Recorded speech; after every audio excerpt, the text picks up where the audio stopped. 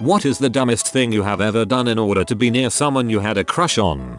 I taught myself chemistry so I could teach the girl. She knew I liked her and she went from failing to passing. We never did the lessons in person. I taught her online and she agreed to go on a date with me. The day before the date she cancelled on me and I got fired, and then she kept telling me we would soon. It's been a few years since and she still says maybe another time. I'd say I'm not holding my breath for it.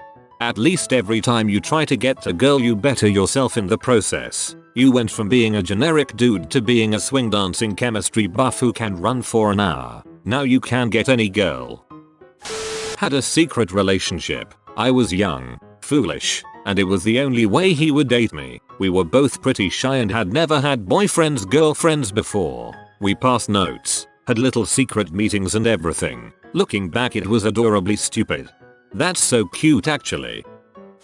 In junior high, my friend and I called every Anderson in the phone book until we found out which number belonged to this hot older guy at our school. Even though it was a smallish town, this was quite a featuring and took an entire afternoon. We used to prank call him occasionally after that. We were so cool at the time, talking to this hot, popular guy on the phone. I die of embarrassment just thinking about it now.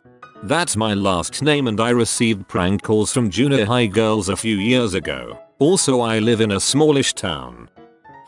When I was 15, I performed in a school play that required wearing tights because this girl I liked was in the cast. She didn't give me the time of day and I was so embarrassed I swore I'd never sacrifice my dignity for anyone ever again. 10 years later, I found out that she joined the cast because someone lied and told her I had already joined. But she was literally doing the same thing I was and was just as horrified at the outcome. The 1st of August was our 3rd anniversary. Adorable awkward kids, unite. I once followed my crush into a metro train, spent the next 2 hours sitting in the same coach as him, exchanging no words and maybe a smile or two. We were both in the same school, different classes, did not know each other beyond that. Rode till the last stop, the stop for our school, where he got off. Kept sitting in the train till it started its return journey, spending 2 more hours. By the way, before following him in, I had just got off the same train, coming home from school. TLDR. Spent 4 hours on a train for him, never spoke to him. God, what if he was waiting for you to get off the train? Last semester at college, my crush and I would cross paths on campus going to our 2 p.m. classes. I would be walking north and he would be walking south on the same sidewalk but going to different buildings. I would always try to time it right, walking slower, fast, direct, so I could see him and get in a quick conversation. It worked about 70% of the time. 70% of the time, it worked every time. When I was younger, I had a terrible crush on this guy who was on the ski team with me. I remember once sitting in a seat across from him on the bus on the way back from a race late at night. We were both lying down and had our feet propped on the pile of skis between us, and I was very convinced that our feet were touching.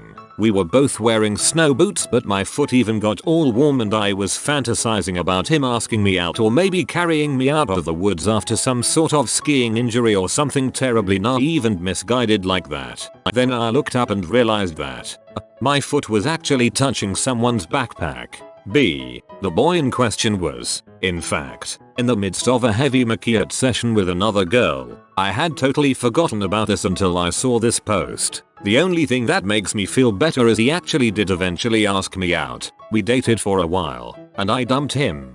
Well, good for you. Backpacks make terrible partners anyway.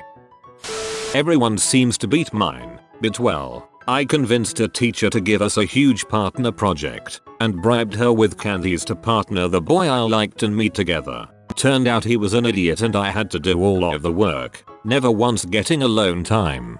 I like your teacher's style. If I was a teacher, I'd make it known that I accept candy bribes. I'd get so many sweets. I introduced a guy that I liked to my best friend, in hopes that they'd date for a few weeks. She'd break up with him like she usually did to guys, and in the meantime he would have realized how awesome I was. They dated for over 2 years, and as far as I know he's still mooning over her. Till that mooning over means love struck. I originally read your post and thought that the guy has been showing his bare butt for 2 years. I actually had to Google the phrase.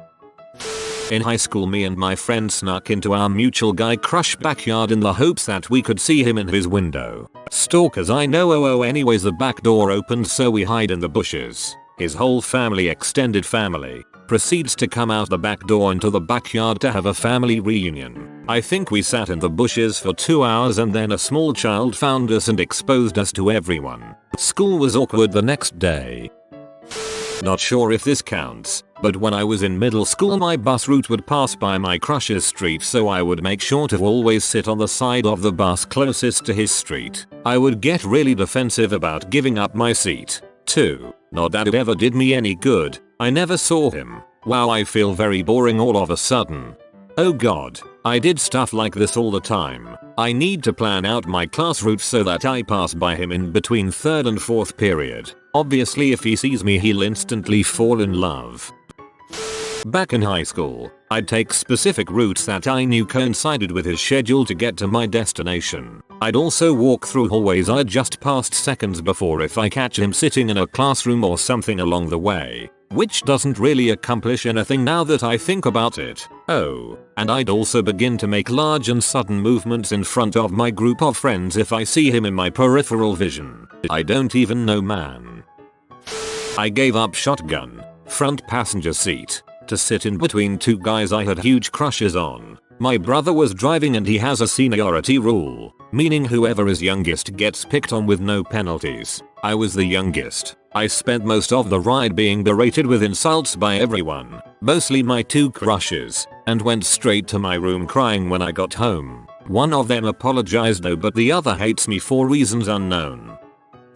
I took violin lessons from his mother and joined youth symphony on flute. Really, I came out a better person for it. Too bad I still sometimes catch myself thinking about banging him. 7 years of unconsummated lust is hard to just slough off. Or schlick off. Whatever. You better fricking frick out of him. Please. My wife and I met when we were driving for a sedan company. I would sometimes drive out of my way to be on the same side of town as her so we could hang out together while we waited for fares. It worked. We've been together 16 years. I went to school with a guy that I was so infatuated with. He loved wrestling. He would watch it every Wednesday. I think that is what night it was on. I called his house one time looking for his sister and he said, "Sam and Thak 9, is that you?" I said yeah, and he said that I called during his wrestling show and I said, "Oh, I love wrestling. I am watching it too." From that moment forward he thought I loved wrestling and he would call me every Wednesday and we would watch it together. I learned every character and their little things they did. I even had a favorite wrestler. I only did this because I loved talking to him. In reality I would rather shoot myself in the leg than ever watch wrestling ever again. I was a dumb freak. I used to have a crush on this girl from church and my friends thought it would be a good idea to dress up like trick-or-treaters. It was Halloween. And go to her house in costumes so they could help me ask her out or something. I was insanely shy but somehow I agreed to go. I wore my Spider-Man costume and when my friends picked me up, I realized none of them are wearing any costumes and were like, "Oh yeah, we're just going to wear normal clothes and forgot to tell you." Obviously I try to get out of it but they end up driving to her house and get me to go up to her door with them. Saying she won't. When she answers the door, she's having a Halloween slumber party with a bunch of girls and they all want to know who I am. One of my friends pulls off my mask and confesses my love to her. Turns out, she's not interested at all. Your friends are tools.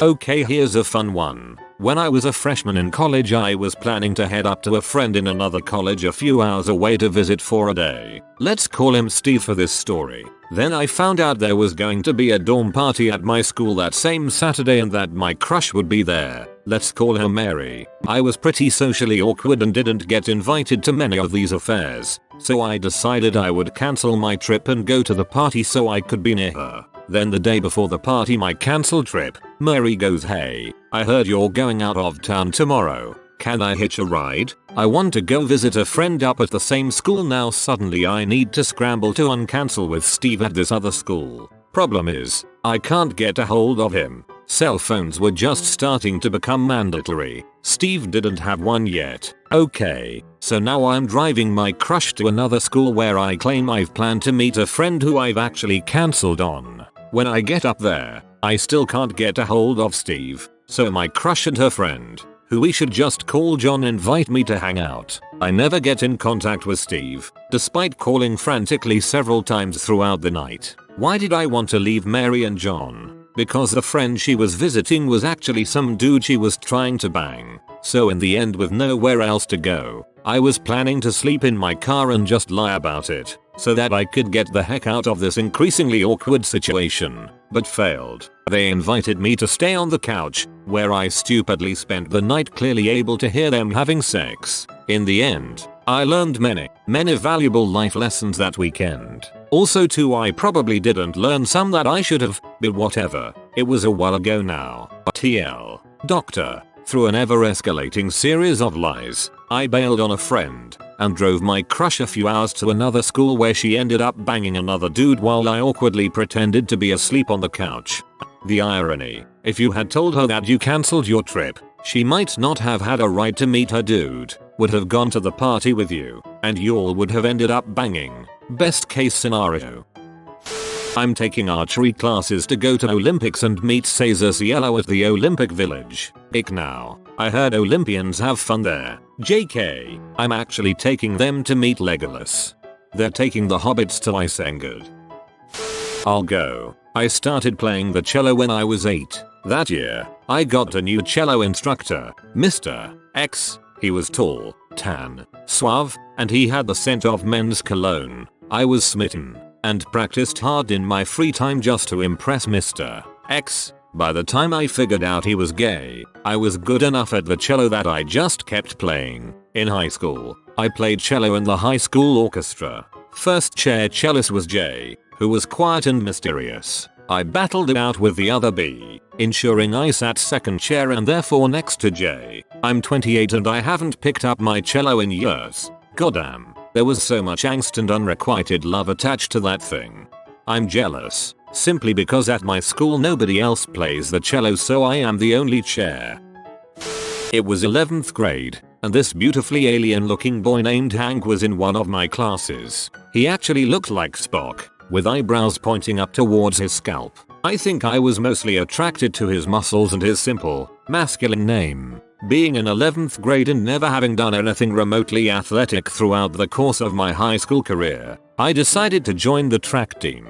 Hank just happened to be on the team and was rather obsessed with hurdles. So obsessed in fact, that the only thing he would talk about when I nervously engaged in conversation with him was his love for hurdles. So interesting. I did not care, for his abs and Vulcan facade made me frisky. Joining the track team sure got me a lot of time with Hank. Viewing him from afar was enough. Since he was so dim-witted I didn't actually want to date him. That would have been embarrassing because everyone knew how Hank was not the sharpest tool in the haystack. Whatever. Also, the fact that he was younger than me didn't help. My friends would never have let it go. I am possibly the least athletic person I have ever met in my life. Joining the track team was like a snail trying to join a pack of cheaters. A snail whose ankles swell up from the simple act of lightly jogging. And choosing hurdles was like a snail trying to join a pack of hurdling cheaters. Not good. One fateful day when both of my parents happened to be out of town,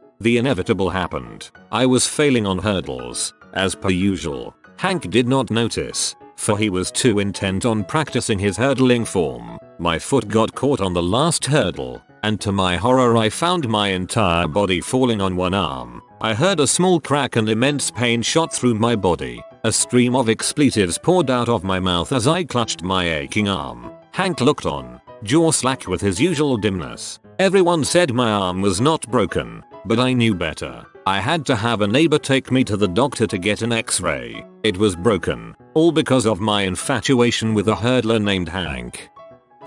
I followed her across the country where I was then dumped and had nowhere to stay and not enough money to get home. Yeah, I'm not the brightest guy out there. You tried. I met my wife at uni, heard she was into judo, joined the judo club so I could spend more time with her. We had to bike to get there. She cycles like a maniac. I was scared. We get to Judo on the first day. After warm up we practice strangleholds. She wraps her legs around me, oh I vey, and strangles the crap out of me until I question my own existence. Totally worth it. I flew about 20 hours to another country where he was working to surprise him for Christmas, but then found out he was cheating on me with his assistant when I got there. I felt like a real fool. It was the most humiliating and embarrassing experience of my life.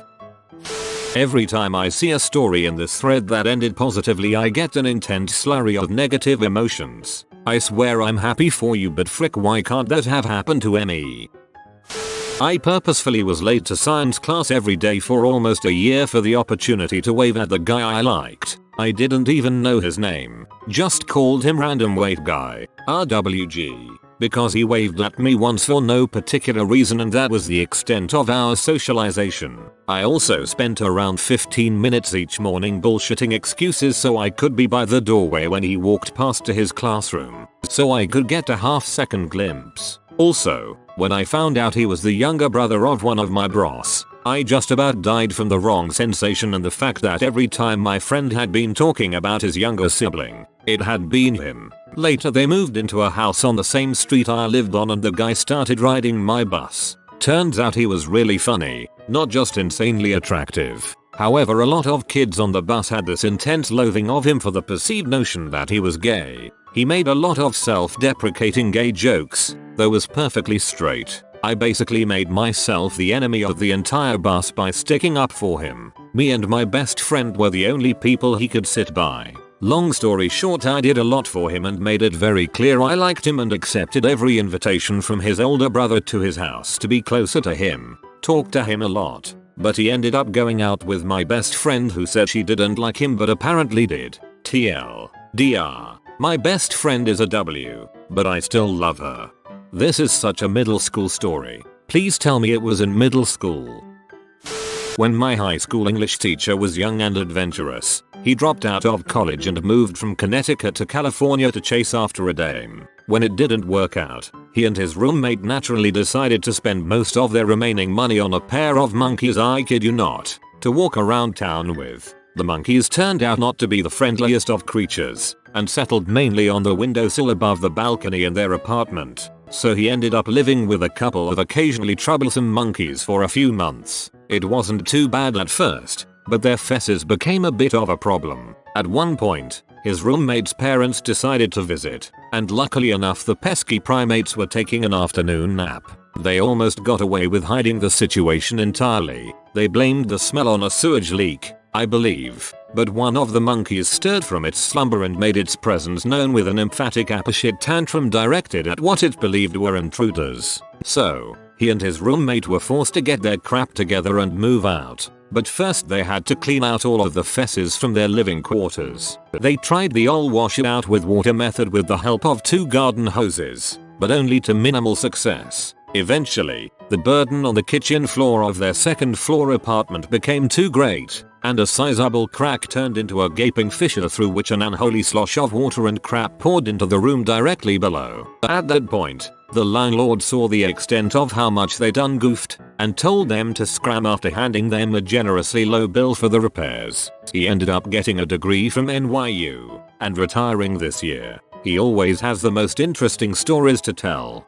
TLDR. Monkeys make crappy pets. I don't know how relevant that was, but I laughed. I collected trash. The guy I liked was good friends with my roommate and he loved doing favors for me, so I would not take trash out until I knew he was coming over just so I could ask him to help me, and then I would have an excuse to talk to him. Dang, I'm pretty freaking gross. In 4th grade my crush shaved his eyebrows off for no reason and was made fun of mercilessly by our classmates. To take the heat off him I shaved off my eyebrows the following day, hoping to either start a trend or that us 2 eyebrowless creatures could team up and eat lunch together, ignoring the ridicule. The result of was he looked a lot better without eyebrows than I did. A lot freaking better. So my stunt took the heat off him and onto me. For the rest of the year it took my eyebrows to grow and I had pretty much no friends. In 5th grade during our outdoor pay class he threw a dead frog's eyeball into my hair and that's the closest thing I ever got to closure. Not me, but my cousin flew all the way to Thailand to find the girl. She was on vacay. He just broke up with her in an attempt to surprise her in a grand act of romance. He just went there on a whim, without mentioning a thing to her ever, and without any information as to where she was. He spent basically all his money, wandered around for 2-3 days, never found her, and came home kinda dejected about it obviously. I don't think he ever told her about it. I guess it's one of those things that is either a grand romantic success or epic fail. Really, it could be the basis of a fantastic tragedy story. When I was little, I used to try to stalk my crushes on Google Earth. Don't ask me why I would think that would work, but I did it. When I was little. Google Earth. God, I'm freaking old. I got this guy's cell phone number by not so subtly asking his friend for it in order to send him a get well text after he had been off school for some days. It took me 3 seconds to realize this is stalkerly creepy behavior. To be fair, I've been dating him for almost 3 years, so it all went better than expected. Those aren't apostrophes. Go to London after receiving several invites from her. Then when I am halfway to Brussels, get a text from her telling me she's going to be staying with another dude. Now I am in London with only my dong in my hands. Almost signed up for some stupid teen living class she was in instead of taking geometry. High school me was stupid. Same as yours, except with a girl at a Christian youth group. They were too strange for me though, especially during prayers, feeling the Holy Spirit, etc. So I never went on the week-long trip they organized. She did though, and cheated on me with a boy called Tom because he was closer to God. God dang es Christians. Spilled my art supplies, paint, on her just so that I could give her my phone number so that I could purchase her clothes. She kept saying it was okay, but I kept on insisting. From then on I was able to track her movements. While I was entering my phone number into her phone, she went to go wash up in the bathroom and I installed some GPS tracking software on her phone. Dat stalker. Well, that escalated quickly. In October I was jing for a Halloween party in a hotel bar. My crush wanted to see me, but my party was private and he couldn't get in. So I got my boss to cover my gig and went with my crush to a different Halloween party. We danced all night and we've been together since. If this is the dumbest thing you've ever done, then the smartest thing you've ever done must have landed you with a whole harem. I would disconnect her desk phone on purpose, and when she called up me, I would dutifully go to her desk and fix it for her.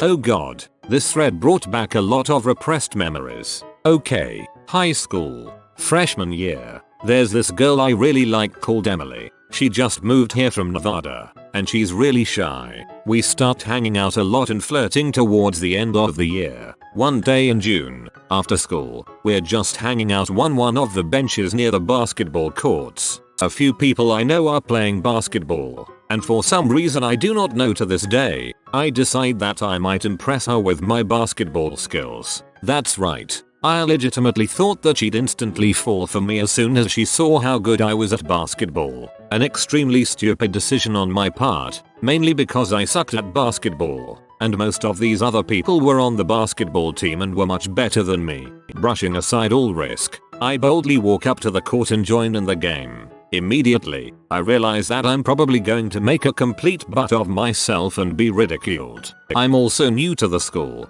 and one of the other guys, Nathan, was rather of the competitive nature. To my surprise, I actually do quite well, and most of the ridicule is directed to another kid by the name of Jake. Jake is also a freshman, and he's been bullied for most of the beginning of the year, especially by Nathan and company. He'd recently started hanging around us again, being slightly more popular now than he was at the beginning of the year. During the game, Jake was the butt of the occasional joke or insult from Nathan. Usually he'd just chuckle and mumble a couple of words. About half an hour later, Jake misses a couple shots and Nathan starts taunting him. "What's wrong, Jake? You seem kinda out of it today. Did your girlfriend break up with you or something?" Oh, wait. This time, however, Jake just looked up and stared at him for a good 10 seconds. Then, out of nowhere, he pulls out a freaking switchblade from his jacket pocket and starts yelling incomprehensible crap. Nathan and everyone else are shouting at him to put the knife away. Emily is screaming,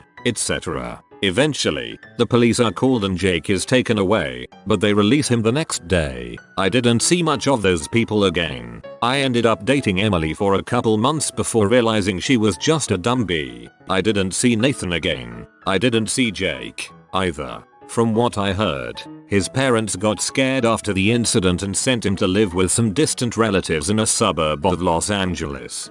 It's like the Fresh Prince intro, except in the wrong state and the one making trouble in the neighborhood gets sent away. If you are new to the channel, you can subscribe. I publish new videos every day. Until then, check another video.